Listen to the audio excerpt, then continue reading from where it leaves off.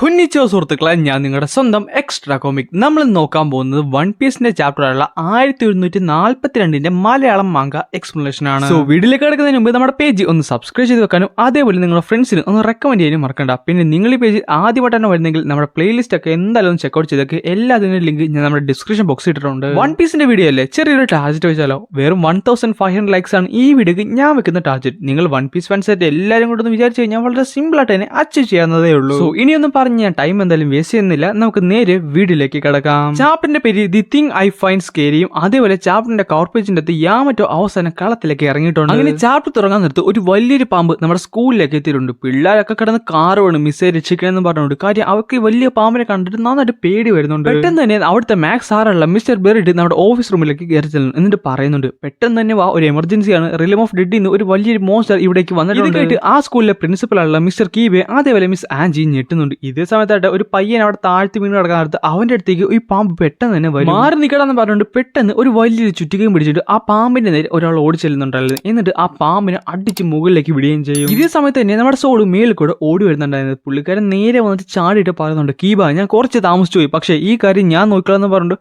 പുള്ളിക്കാരന്റെ കൈ അങ്ങനെ ഹാക്കിയിൽ കോട്ട് ചെയ്ത് ആ പാമ്പിന്റെ തല നോക്കി ഒരു കിടിലം പഞ്ച് കൊടുക്കും. അങ്ങനെ നമ്മുടെ മിസ്റ്റർ സോളിനെ അതേപോലെ കീബനെ കണ്ട് എല്ലാവരും ഞെട്ടുന്നുണ്ട്. അപ്പൊ തന്നെ ഒരു പയ്യൻ പറയുന്നുണ്ട്, എന്റെ പൊന്നു പ്രിൻസിപ്പൽ ഇത്രയും വലിയൊരു വാരിയർ ആയിരുന്നു, അത് മാത്രമല്ല സോൾ എന്തുമാത്രം സ്ട്രോങ്ങർ. അവിടേക്ക് നമ്മുടെ റോബിന് അതേപോലെ ചോപ്പറും വന്നിട്ടുണ്ട്. റോബിൻ പറയുന്നുണ്ട്, അല്ല ഇവിടെ ഈ റിലമോ സണ്ണിലേക്ക് ഈ മോൺസ്റ്റേഴ്സ് ഒക്കെ വരാറുണ്ടോ? അങ്ങനെ എപ്പോഴൊന്നും വരാറില്ല. പിള്ളേരെ നിങ്ങൾ പേടിച്ചു പോയാ? പേടിക്കുന്ന വേണ്ട കേട്ടോ, ഇനിയെല്ലാം ഞാൻ നോക്കിയോളാം. പെട്ടെന്നായിരുന്നു സ്കൂളിന്റെ അകത്തുനിന്ന് ഒരു വലിയൊരു കാറിൽ കേൾക്കുന്നത്. അത് മറ്റാടല്ല, ആ സ്കൂളിലെ PE ടീച്ചറായുള്ള മിസ്റ്റർ വൂൾഫിന്റെ ആയിരുന്നു. ചോരയിൽ കുളിച്ചു വരുന്ന മിസ്റ്റർ വൂൾഫ് പറയുന്നുണ്ട്, എനിക്ക് കുഴപ്പമൊന്നുമില്ല, ആദ്യം പിള്ളേരെ നോക്ക്, അവരങ്ങോട്ട് നടന്നു പോയിട്ടുണ്ട്, അവരൊന്നും മിണ്ടുന്ന പോലും ഇല്ല. കേട്ട പതി കേൾക്കാത്ത പതി നമ്മൾ സോൾ ആ പിള്ളേരെ പുറകെ ഓടാൻ തുടങ്ങും. അപ്പൊ മിസ്റ്റർ വൂൾഫ് പറയുന്നുണ്ട്, സോൾ അവരെ തൊടരുത്, എന്തൊക്കെ വന്നാലും അവരെ തൊടാൻ പാടില്ല. സോൾ ഇത് കേട്ട് ഞെട്ടുന്നുണ്ട്. എന്നിട്ട് അവിടെ ബാക്കി ഉണ്ടായിരുന്ന പിള്ളേരടക്കെ ആ പിള്ളേരെ എവിടേക്കാണ് പോയെന്ന് ചോദിക്കുന്നുണ്ട്. അവർ പറയുന്നുണ്ട് അവർ ബീച്ചിലേക്കാണ് പോയത്, പക്ഷേ അവർ ഉറക്കത്തിൽ നടക്കുന്ന പോലെയാണ് എനിക്ക് തോന്നിയത്. പിന്നെ ആ പിള്ളേരാണ് കാണിക്കുന്നത്, അവരായിട്ട് ഉറക്കത്തിൽ ഇങ്ങനെ നടന്നുകൊണ്ടിരിക്കുകയാണ്. അവർ ഗുങ്കോട് ആരോടെ പുറകെയാണ് ഈ നടക്കുന്നത്. അപ്പൊ തന്നെ പ്രിൻസിപ്പൽ കീബ പറയുന്നുണ്ട്, പെട്ടെന്ന് തന്നെ അലർട്ട് കൺട്രി ഫുൾ അലർട്ട് കൊടുക്കുക.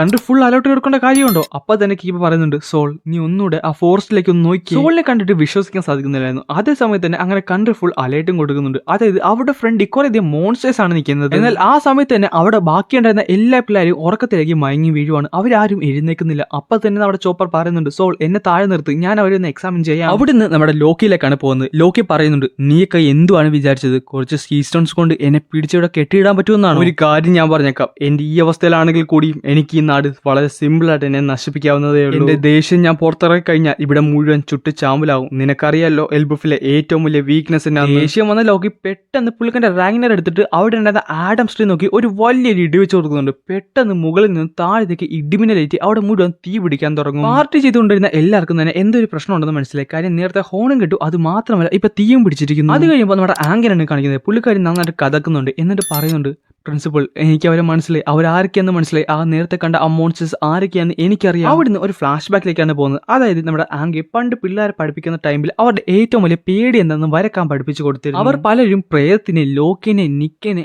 അതേപോലെ ഫിൻറർ, അങ്ങനെ പല പല ക്യാരക്ടേഴ്സിനെ വരച്ചിരുന്നു. നമ്മളിപ്പോ കണ്ടുകൊണ്ടിരിക്കുന്ന ഓരോ ജീവികളും അത് അവരുടെ പേടി സ്വപ്നം തന്നെയാണ്, എനിക്ക് ഉറപ്പാണ്. പിന്നെ കാണിക്കുന്നത് ഹ്യൂജ് ആയുള്ള പാനലാണ്. അതിനകത്ത് കുറെ ജീവികളുണ്ട്. ലോക്കിനെ പോലെ ഇരിക്കുന്ന ഒരാൾ, അത് മാത്രമല്ല ബ്ലാക്ക് നിക്ക, സ്യൂസ്, പിന്നെ കുറെ മോൺസ്റ്റേഴ്സ്, ഡ്രാഗൺ, ഇങ്ങനെ പലരും ഉണ്ട്. നമ്മുടെ ഹോളിനല്ല ക്യുലങ്ങോ എന്ന് പറയുന്ന ആ ഒരു പുള്ളിക്കാരനില്ല, പുള്ളിക്കാരന്റെ പവേഴ്സ് യൂസ് ചെയ്താണ് ഇതെല്ലാം ചെയ്യുന്നത്. ഇതെല്ലാം കണ്ടിട്ട് ചിരിച്ചുകൊണ്ട് നമ്മുടെ സൺ ഷോമിസ് ഗുങ്കോയോട് ഒരു ചോദ്യം ചോദിക്കുന്നുണ്ട്, ഗുങ്കോ നിനക്ക് ഈ ലോകത്ത് ഏറ്റവും പേടിയുള്ളത് എന്തിനെയാണ്? ഗുങ്കോ ആയിട്ട് അതിനുള്ള ഒരു ഉത്തരവും കൊടുക്കുന്നുണ്ട്, അത് നിക്കനെയാണെന്ന് പറഞ്ഞുകൊണ്ടാണ് ഈ ഒരു ചാപ്റ്റർ ഇവിടെ അവസാനിക്കുന്നത്. വളരെ ചെറിയൊരു ചാപ്റ്റർ ആയിരുന്നു. അത് മാത്രമല്ല നെക്സ്റ്റ് വീക്ക് ബ്രേക്ക് ആണെന്ന് ഒഫീഷ്യലി കൺഫേം ആയിട്ടുണ്ട്. സോ ഇപ്പൊ തന്നെ പേജ് സബ്സ്ക്രൈബ് ചെയ്ത് വെച്ചോ. കാര്യം അടുത്ത ആഴ്ച നമ്മൾ വൺ പീസിന്റെ മറ്റൊരു ചാപ്റ്ററിന്റെ എക്സ്പ്ലനേഷൻ വീഡിയോ ആയിട്ട് വരുന്നതായിരിക്കും.